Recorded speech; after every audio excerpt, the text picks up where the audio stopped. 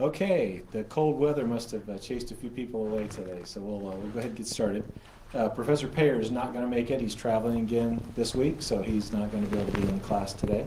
But it's my pleasure to introduce Mitch Parker, and Mitch is the Executive Director for Information Security and Compliance at IU Health in Indianapolis. So he's currently working on redeveloping information security program at IU Health and regularly works in lots of non-technology and technology areas. So he's been a speaker at a lot of conferences and a lot of workshops. If you're familiar with HIMSS, he's big in the HIMSS organization and has been a speaker there. And he's been also a proponent of the Internet of Medical Things. So I think you'll enjoy his talk today. He holds a bachelor's degree in computer science from Bloomsburg and an MS in information technology from LaSalle and his MBA from Temple. So he's well-traveled. And so without any further ado, I'll introduce Mitch. Thank you very much. And yes, well-traveled up and down Broad Street in Philadelphia, as I like to put it, because LaSalle and Temple are only a couple miles from each other. So what I'm going to talk about today is lessons learned from the retrocomputing community. And the purpose of what I'm doing today is to show that successful retrocomputing projects and groups which currently exist, they follow patterns that we can use to help a lot of low-resource and industrial organizations that really need to secure their devices. So I am from the Philadelphia area. A little bit of background on that is that in the Philadelphia area, probably the most famous computer flameout of the early 90s was a company called Commodore Computers, based in Westchester, Pennsylvania, and famous for at one time being a multi-billion-dollar company and getting sold off for parts in 1994. So who am I? As Jerry talked about, I'm the Executive Director of Information Security and Compliance at IU Health. I've been a CISO for over 9 years, both at IU Health and at Temple University Health System. I've got over 30 years using computers despite my youth. I started out with a Commodore 64 back in 1984. I still have one of them set up, obviously not the original one, which has probably in some landfill somewhere. And I also have my Tandy 102, my Tandy 200, and my Tandy WP2, which I actually occasionally take out and use. And I taught myself computers by taking my old computers apart and putting them back together again. And I went through a lot of Commodore, TRS-80, Tandy, and PC clone hardware that way. I mean, a lot. Since I got married and had kids, a lot of that hardware has been given away. So what is retrocomputing for those of you who don't know? It's the use of a lot of older classic computer and hardware and software now. And the vast majority of platforms this covers are from the 1980s and 90s, and the most represented platforms you're going to have out there. And again, this is in no particular order or preference for those of you in the room that may have one. I have no interest in reenacting the BBS flame wars of the 80s. So you have the Apple II family, which includes the Apple II, the II Plus, IIe, IIc, and 2GS. And I can tell you, I've met Woz, incredibly, incredibly nice guy. And will tell you everything about the Apple II to this day. You have the Commodore 64 128, you have the Commodore Amiga and its descendants and clones, the Atari home computers and the ST. Sorry for you ST fanatics for leaving out the TT when I wrote this deck. You have the Sinclair Spectrum and its clones, and I put this as specific significance because this computer was so easy to build that a large number of them were actually rebuilt in the Soviet bloc by the former Soviet bloc countries themselves. So literally, there's one case where people actually rebuilt the Spectrum using literally household parts and things they cobbled together out of scrap metal in Romania back in the 80s, which is pretty incredible. And of course, you got to mention the Tandy TRS-80 portables and desktops, and of course the Tandy Model 100 series, which was the first real computer you would call a laptop, and part of that was written by a Microsoft engineer named Bill Gates. And of course, you got to mention the TI-99/4A series, first 16-bit home computer. So why? These computers are very simple and very easy to use and fix. The Sinclair Spectrum I mentioned before used a processor called the Z80 from a company called Zilog, which at one time was part of Exxon.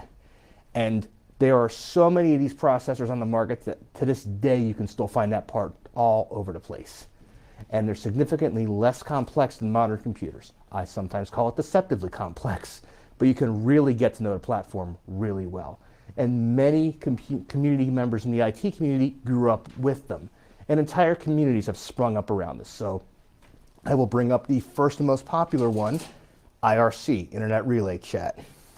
And also back in the 80s, before there was IRC and the internet was popular and, well, not in universities, you had CompuServe, you had a little company in Virginia called Quantum Link that grew to become America Online.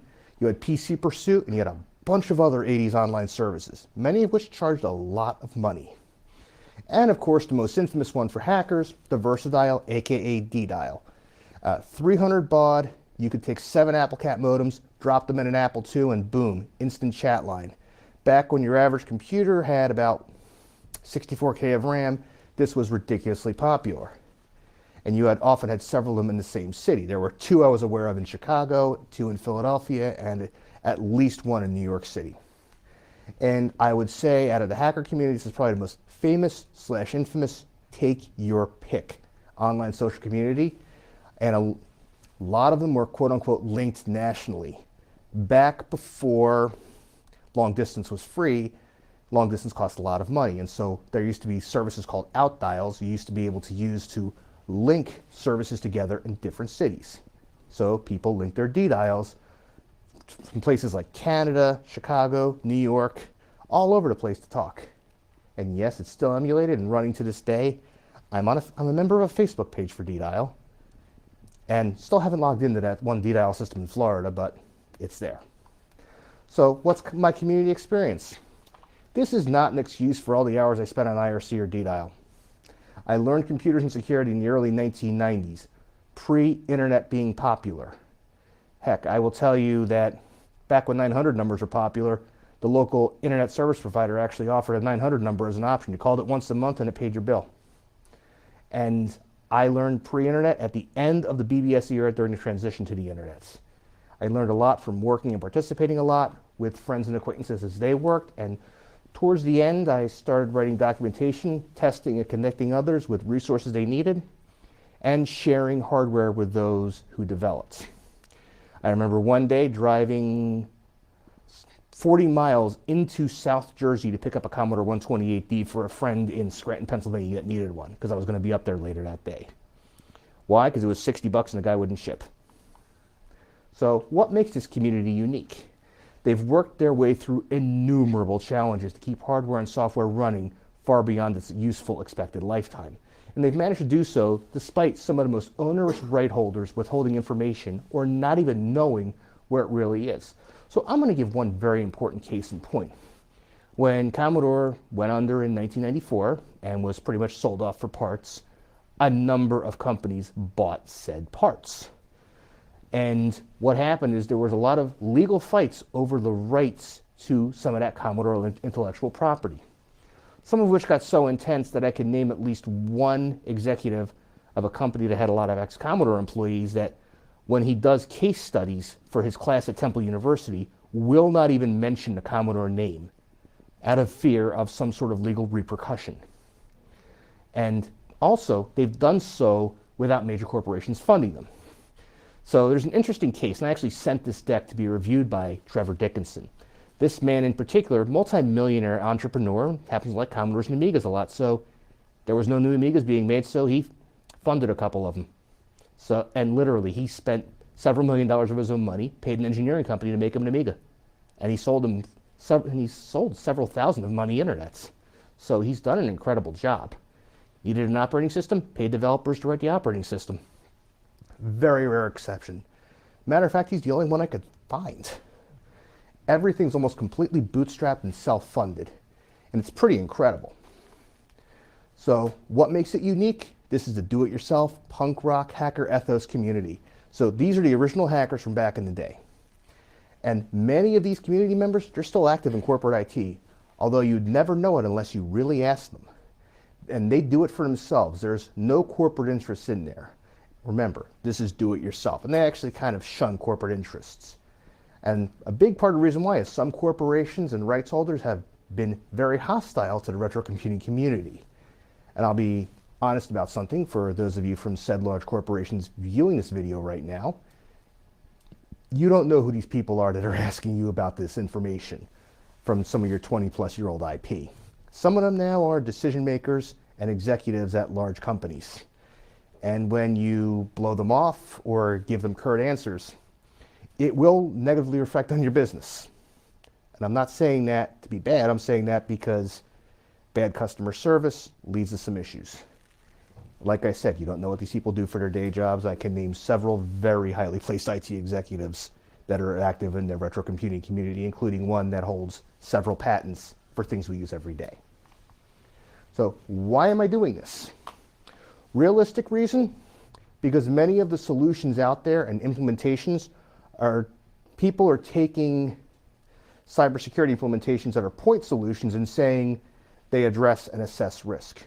This is a big problem. And as a CISO, I see that as being a big issue because you can't buy something out of a catalog or something from a company that's going to magically fix all your problems. It's just never going to happen that way. And you can't assess and address this risk if you don't know what it really is or what it means. And you don't know what it means unless you understand the whole system. And these people really understand systems and they understand them well. And this community does a better job of understanding systems and assessing risk than any community I know.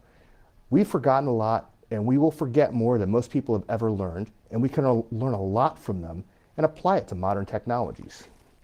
So, case in point, I'm going to talk about industrial devices and industrial device security.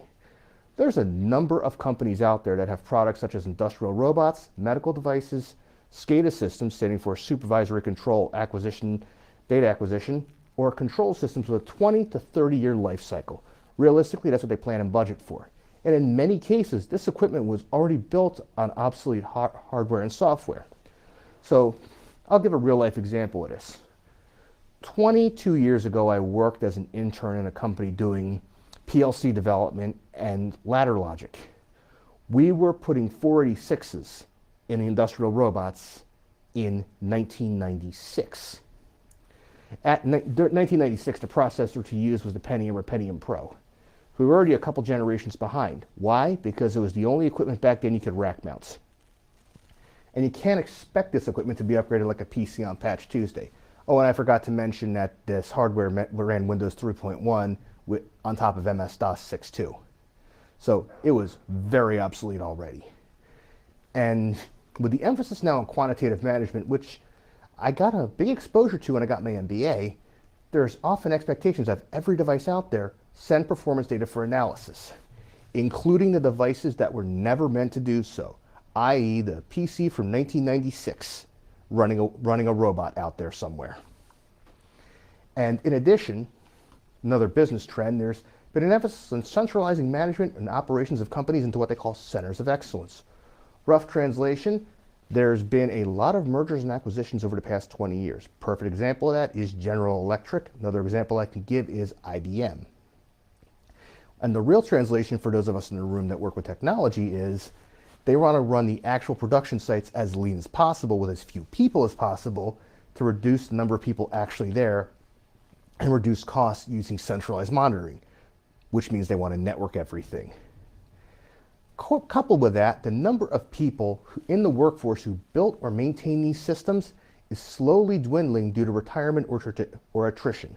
Outside of the bump we got from Y2K, when pretty much if you knew COBOL, you were worth six figures, we're seeing a lot of retirements, coupled with the fact that, especially in the case of the US government, a very large amount of the workforce in the US government that was under the old civil service retirement system were given payouts to leave because of the old defined pension benefit the government had. IBM's doing really well. Why? Because they run their own schools to train people on this stuff. Very few companies out there actually run their own schools to train people. And I can name two, IBM and a security company outside of Detroit, Michigan. And a lot of this industrial equipment is being networked, and in many cases, the original information used to build the system, it's gone. Why is this a major risk? I'll give you three: WannaCry, Petya, and not Petya. There are hosts of other active threats out there, such as Mirai, and the various huge amounts of worms out there attacking your ARM-based devices or x86-based devices every day. And a major propagation factor of vulnerabilities is when you don't address or assess risk or vulnerabilities correctly. When I talk to executives about what the major cause of data breaches is, I tell them it's because systems aren't maintained. First time I ever had to give a presentation to the C-suite at my current organization, I was doing prep with one of the executives before, and she sent me 2 data breaches I didn't cover in my prep deck. Both of them, I had covered in 5 minutes after doing research, because I literally took a look and said, they didn't patch, they didn't patch. Got up in front of 30 executives and basically said, you've got to patch and maintain your systems, and you'll take care of 90% of your problems if you do this. And after a few months, I got them to believe me and buy into that. But again, that's what it comes down to. When you sit there and tell them, you give them these huge data breaches such as OPM, 25 million records breached, and the reason why, it wasn't because someone wasn't running the latest and greatest security software. They were running a 3-year-old version of Oracle Forms that had not received security updates and was not going to receive security updates. And this is not Oracle's fault. Oracle told the government, this is old and obsolete software, you need to replace it.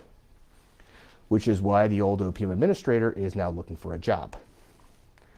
So another piece when I did my research for this is that you literally will have these devices show up on networks, and they're available to entire corporations, not to a branch office, not to a defined segment. You'll literally find somebody who figured out how to do a serial Ethernet adapter, and the next thing you know, you've got an industrial robot showing up on your corporate network. And when these devices were being designed, they were just figuring out how networking and these technologies worked. So even securing them is a major challenge. And this sounds similar to the challenges the retrocomputing community faces.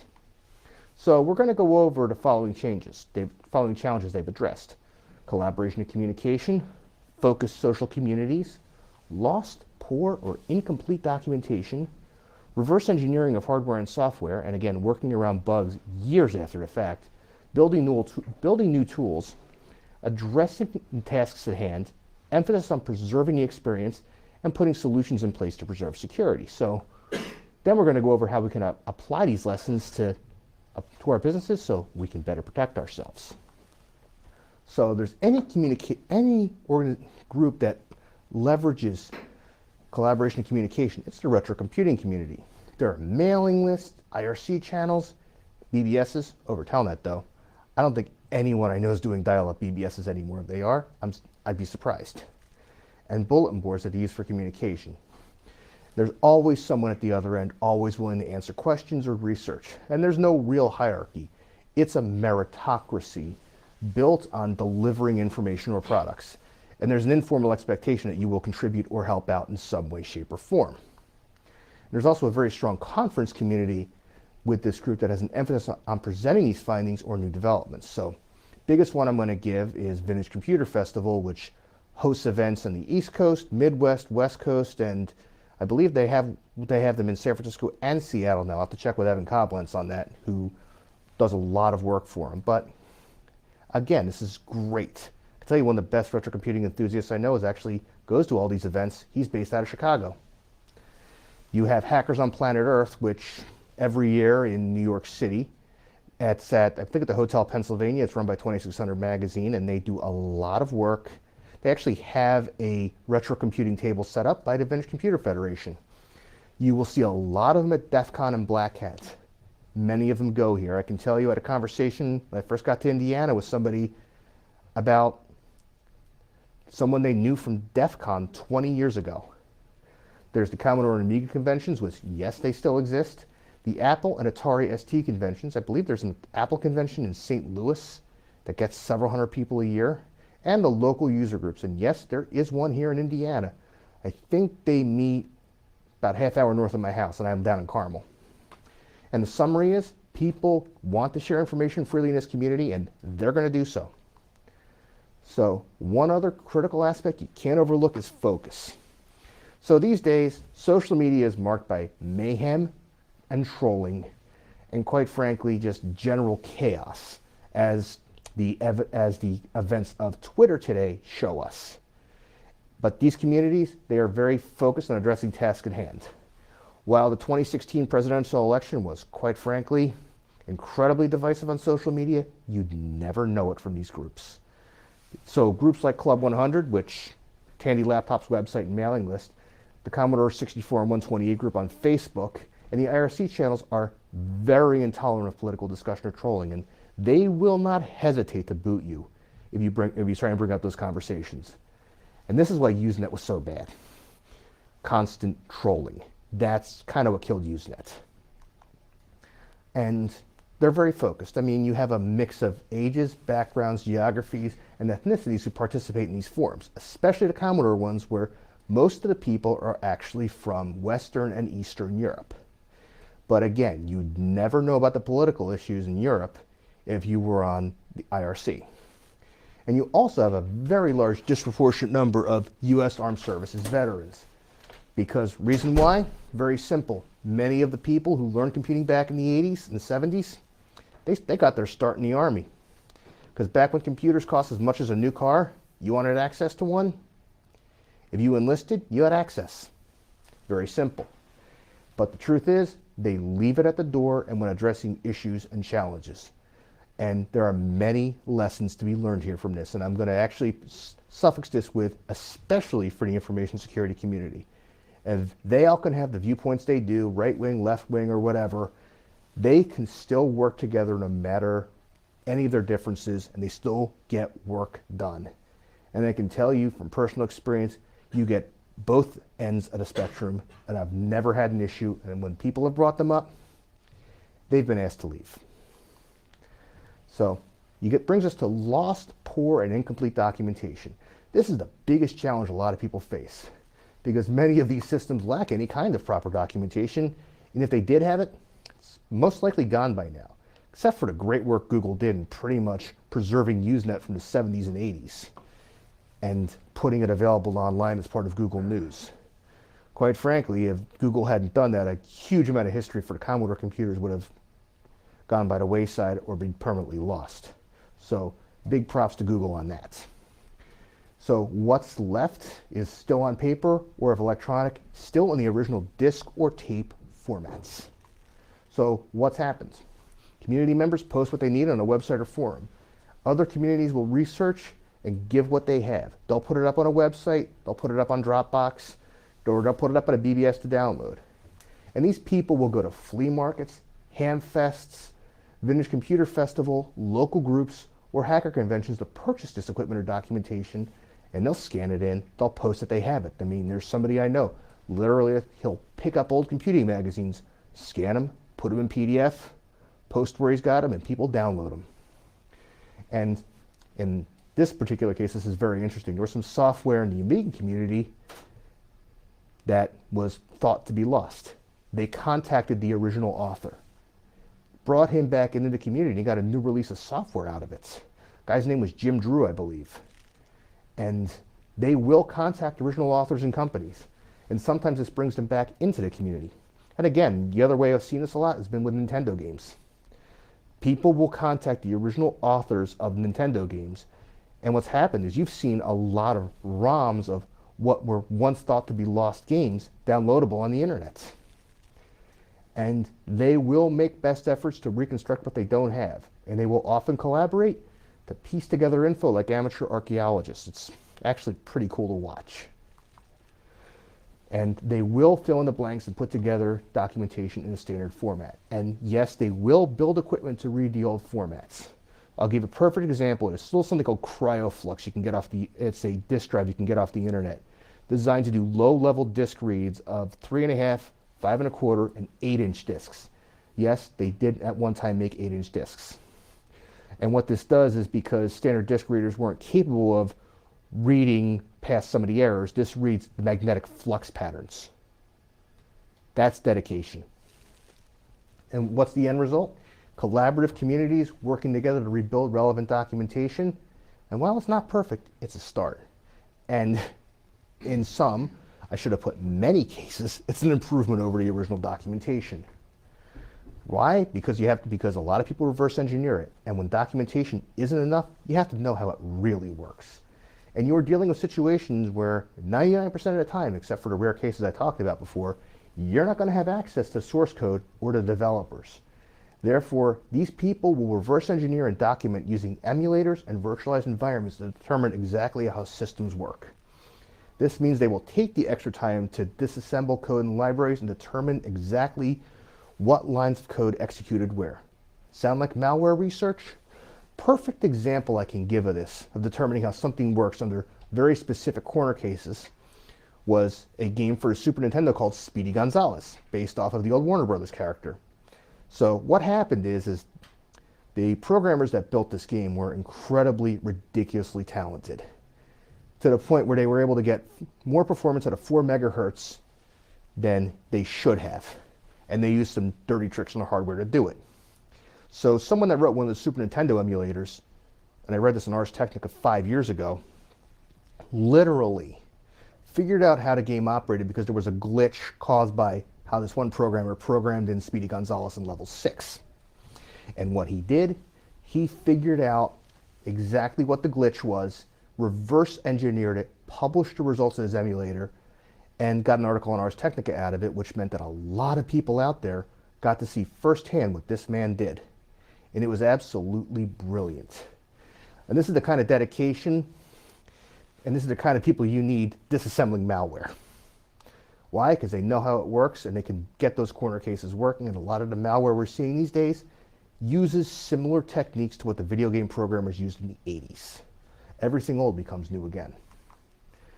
And some of the more motivated ones will document ships using logic analyzers and other tools, custom built, to determine exactly how that hardware operates. And they will document what they have and share it. Part of the reason why a lot of this hardware is dying. There's only a finite number of Commodore 64s or Commodore Amigas that were made. Unfortunately, both of those computers used a lot of custom chips because Commodore had their own chip foundry. They were able to do that. And what happened is they didn't exactly put out good documentation of those chips. Unlike the Woz, who documented everything he could about the Apple II and made sure everyone had it. And I'm sure if it wasn't out there on the internet, he'd pay for it to be out there these days. These people are going out there reverse engineering what these chips did so they can make sure the emulators can emulate them, because the hardware is dying, which means software can't run anymore. You have to be able to do it. It's very important. And also, it gives you additional knowledge of how the systems work and where the risks really are. Or in the case of some of the more brilliant video game programmers, how to make a Super Nintendo output real-time video. And as part of your documentation or reverse engineering process, you will find often very hard to reproduce bugs. And they will find something that took years to discover. However, there's several challenges here. Much like Speedy Gonzales, what I talked about earlier on the Super Nintendo, people probably knew about this bug and used it to their advantage. Or as I like to refer to it as, many of the demo coders who programmed demos for the Commodore 64 and Amiga, who were infamous for that. And if you try and fix it in hardware or software, you have a chance of breaking existing systems. We see a lot of that today. Microsoft had that problem years ago before they put the side-by-side libraries in Windows, and which we used to call DLL hell. And if you fix it, you need to be able to operate in both a broken and fixed state.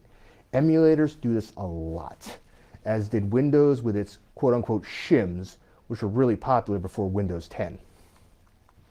And the most popular solution for when you find these bugs is integrate the solution into an emulator with an option to turn it on or off. So I know WinUAE does that, QEMU, which emulates x86 computers, DOSBox, Vice, or MAME. And if there's a code fix only the programs that need it and offer it as an option or patch. The Amiga community is really good about that. And if there's a broad-based solution, you document the living heck out of it and communicate it to everyone you know. So when you talk about building new tools, most of the original development environments, they show their age or they're unusable on modern computers. Because a lot of development environments use some of the same hooks you use to make demos run. And there's a lot of new technologies to take advantage of. So what a lot of people do is they develop their own tools on newer platforms that can either interface with the emulators or actual devices via the interfaces. Kind of like what people used to do with Palm Pilot development 20 years ago. And it allows you to speed up your development by using modern tools, and it allows you to debug issues more thoroughly by, again, using some of the modern tools. You're going to be a lot more productive using some of the GNU debuggers than you were some of the stuff from 30 years ago. And you have to have that emphasis on addressing the tasks at hand. You only got a finite number of hours in the day you can actually do something. And these are people doing this in their spare time.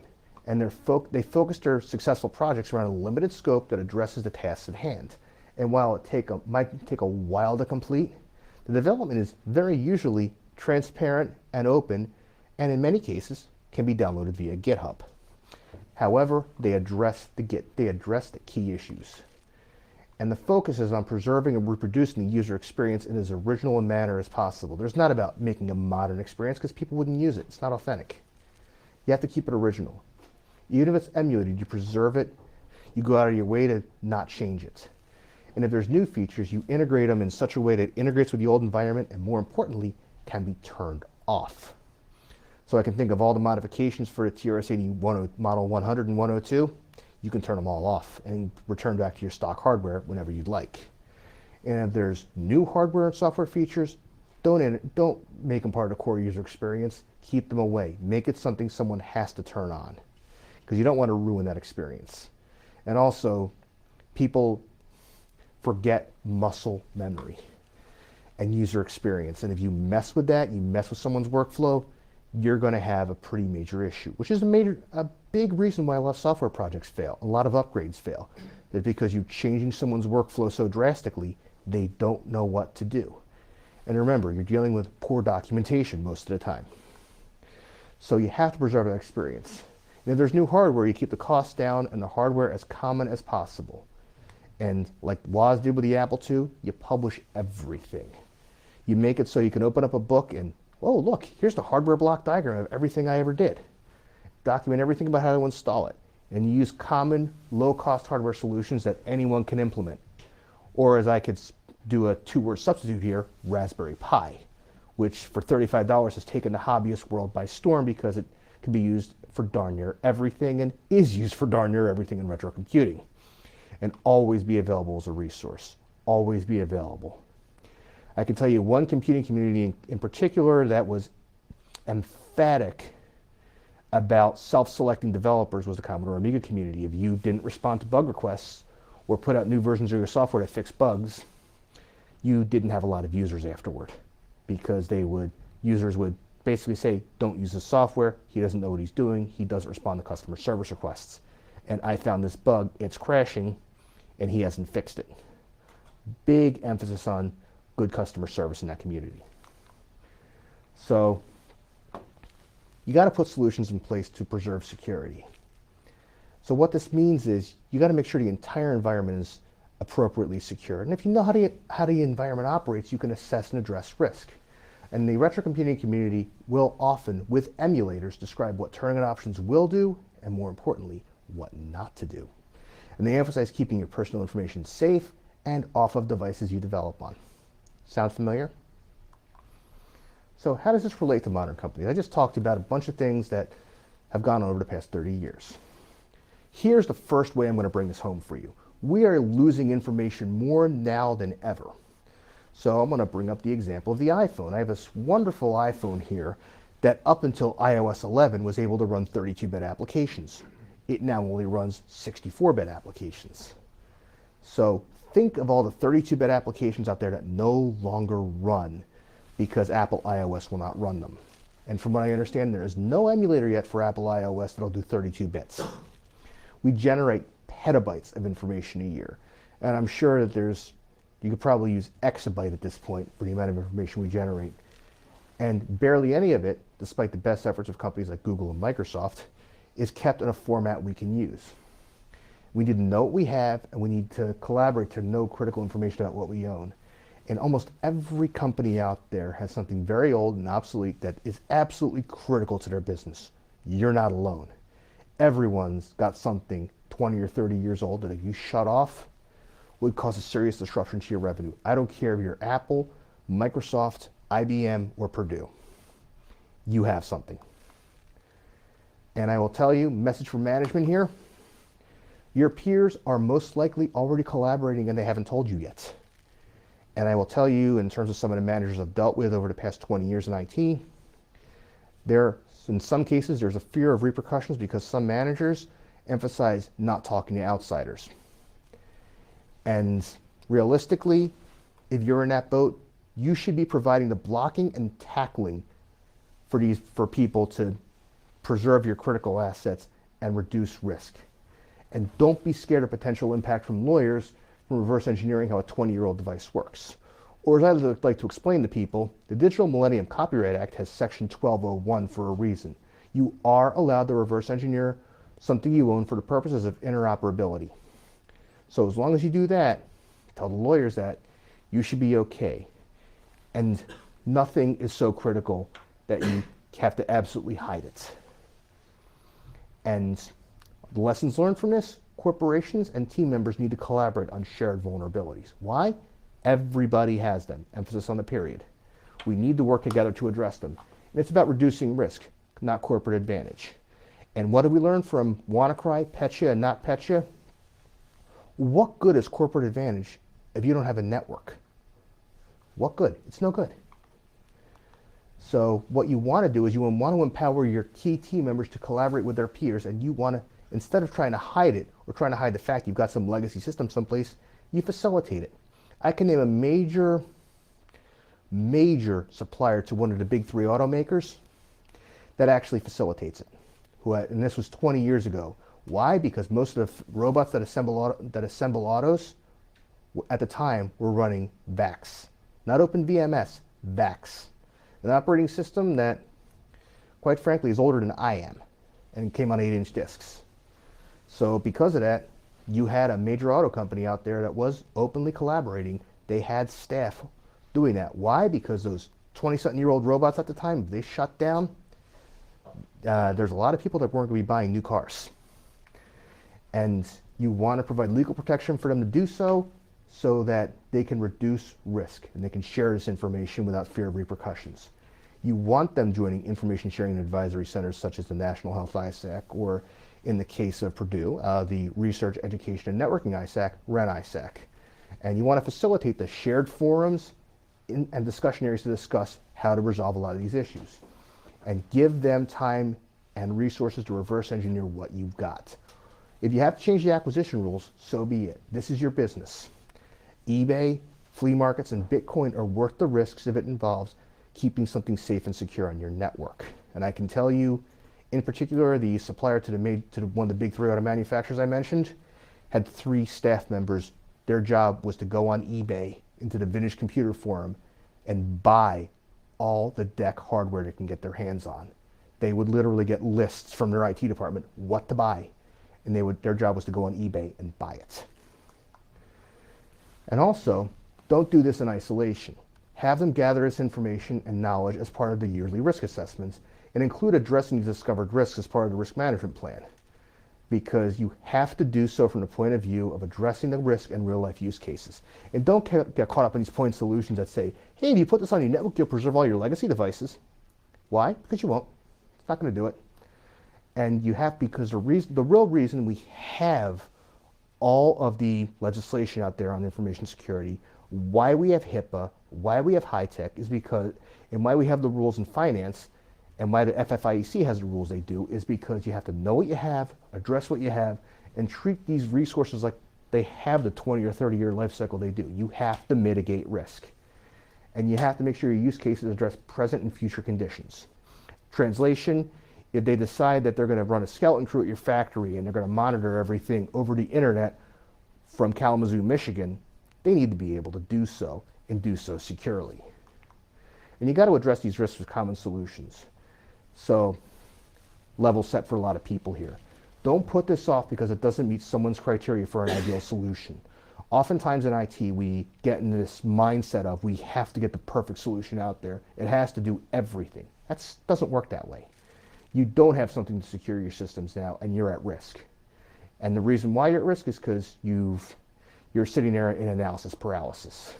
And you, like many other companies, you don't have a budget to put all new solutions in. And you shouldn't try to play keep up with the Joneses. So translation, many of the magazines you read out there, many of the publications, they make their money off of advertising revenue trying to get you to buy the latest and greatest products. You shouldn't fall into that trap. You want to keep those solutions common, low cost, and easily replaceable or fixable in case of failure. So in other words, you collaborate with others on building and maintaining them and keep them simple and out of the way. So if you don't think that something like this works, take a look at the Open Compute project, where you have some of the largest cloud services and application providers on the internet collaborating on server designs. 20 years ago, it would have been unthinkable. It also would have been a major dent in the revenue stream of a lot of former multi-billion-dollar companies. And I want to emphasize that, former multi-billion-dollar companies. The companies you deal with now for server technology and compute technology are most likely not going to be here in 20 years in the form you recognize. Outside of maybe IBM, and even then, half of what was IBM 20 years ago now belongs to Lenovo. Hewlett-Packard. 20 years ago, there were 4 other companies that were part of Hewlett-Packard. The Hewlett-Packard Enterprise, I believe the new one ZTE, there was also Agilent, and about 2 other companies that got spun off. So change is inevitable, and you have to make sure you're as open as possible and flexible as possible, as simple as possible, because 20 years from now, those companies are most likely not going to exist. So keep things as simple, keep them out of the way, and collaborate and document. So how does this actually benefit you? You actually address your risks based on your use cases, and you put solutions in place that actually are provably secure, and a combination with network-based security such as segmentation allow you to manage multiple sites securely. So think of some benefits I listed here, such as central medical device or clinical engineering command centers. That's something you're hearing a lot about these days. Why? Because a couple of major hospitals pulled it off. Executives see that and go, ooh, I want that because it helps me increase my revenue. So you have to be prepared. And you think about centralized SCADA management for industrial devices. Think of the fact that there's a lot of factories out there, but the people that actually know how to maintain that equipment are few and far between. So you put the monitoring equipment where the people are at, and you literally run VPN connections from where the people are at to those machines. Keep a tech or 2 on site to fix the stuff when it breaks, but again, you have people monitoring industrial equipment 3 states away. And when I did my research for this presentation, I went to a guy named Bill Hurd. He's a Hoosier. He should be mentioned as much as Wozniak is. Why? Because he designed the Commodore 128. He designed a computer that in the mid-'80s had 3 processors in it that was doing work that, quite frankly, no one else in the market was doing. And he comes to me, when I talk to him about this over email, he goes to me, he goes, you know, Mitch, when we put this equipment out there, we were just figuring out how it worked. So now we have equipment designed when people were figuring out how networking worked. Heck, even when microprocessors worked, and you're putting it on the internet. So it's the equivalent of putting a jet engine in a Model T in many cases. So that's part of the reason we have to be so careful in assessing our risk. And we have to do so in a way that preserves the experience. Because there's no way in heck you're going to make something running a processor from 1979, like the 68000. You're not going to make it run a modern user interface. It's not running a networking stack. You got to think differently. And keep that user experience and keep any changes out of the way. You don't introduce new challenges if not needed. And more importantly, you make it so the person that's been operating that machine for the past 30 years is able to do so without major changes, or else you're going to have some employee engagement issues. So I wish I had the old Commodore demo thing I could have put up here, but I want to do thanks to Bill Hurd, designer of the Commodore 128 and Plus 4, and fellow Hoosier. John Hagerheist, Ken Petit, and Stephen Adolph of Club 100, Evan Koblenz of the Vintage Computer Federation, Alex Rebellis from Blackstone Law Group and 2600 Magazine, and the crew from Pound C64 on IRC-EF-Net. So thank you all very much. We'll open up the floor to any questions. Do you want any questions? I do. So in the hospital system, we had someone here from one of the other Minneapolis hospital systems talking about all these Internet of Things. Everyone wants to plug and get working. What do you see technologically is going to relieve some of those problems that are just kind of like piling on right now, if anything? I think you have to have a good risk management plan. I'm very familiar with the man who spoke here. Actually talked to one of his friends on a regular basis from Eskenazi. So we actually collaborate with them pretty extensively. So just a little bit of level setting and backgrounds. Ultimately, you have to extend your risk management program to medical devices, and you are going to have to put these devices off in their own little worlds. A lot of the medical devices out there, again, I can name devices from multi-billion-dollar companies that have networking abilities because somebody figured out how to make a serial to Ethernet chipset work. You have to keep all of that in mind. You have to assess your risk properly. You also have to realize that there's no way I can expect a company to update these devices after 5 years. It's just not going to happen. Half the time they can't even get the builds building the software working correctly, which is why I mentioned it today in retrocomputing. Literally, if I were to tell you I want to build a Palm OS 3.5 application today, I wouldn't know where to start. Because even getting the software needed to build it, running on a modern operating system would be a challenge. That's the problem you have with medical device security, is because a lot of this hardware and software, it has a stated 10-year life cycle. You're not patching it on Patch Tuesday. And why the heck should it be visible to anyone for any purpose other than what it needs? And according to the HIPAA security rule, it shouldn't be visible. Only be there for the purpose that it's needed for. So yes, we're going to see with medical device security that people are going to figure out the hard way. They're going to have to segment the stuff off from the rest of their network. And they're going to have to keep it isolated and know their data flows, which is ultimately the aim of the HIPAA security rule in the first place. And I applaud the work that man is doing at Eskenazi. Mitch, I'm just curious, with your passion in the retrocomputing area, obviously you're very passionate about it. Have you been able to apply that in your day job as a CISO of a major health system? I haven't been able to apply it at IU Health, but I will tell you in previous jobs, I've run into hardware and software that has been so old no one else has known how to operate it. Mm-hmm. I have been able to use serial ports and actually configure one, which is a lost art. I've actually had to do it for a fire alarm system at my old job, because a fire alarm system was sending out serial ports, was sending out signals at a what's called an odd baud rate. And getting anyone to understand serial port as anything other than 9600 baud is a bit of a challenge these days. So yes, I've applied this repeatedly at my job, just not at IU Health. So any other questions from the audience there? Thank you very much. Thank you. Appreciate it.